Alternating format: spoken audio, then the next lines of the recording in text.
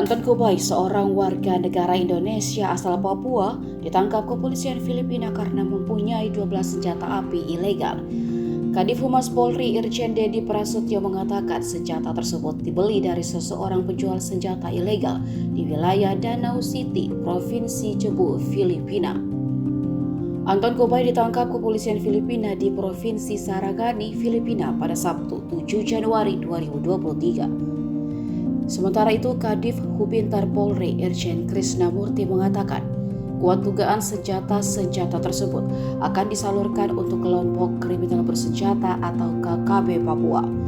Sebab dari pengakuan Anton Cobai, senjata itu akan dibawanya ke Papua untuk mendukung kegiatan organisasi Papua. Namun polisi masih mendalami organisasi Papua apa yang dimaksud.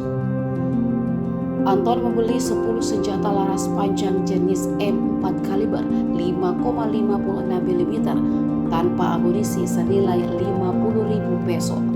Kemudian 2 pucuk senjata api laras pendek jenis Ingram dengan kaliber 9 mm senilai 40.000 peso tanpa amunisi.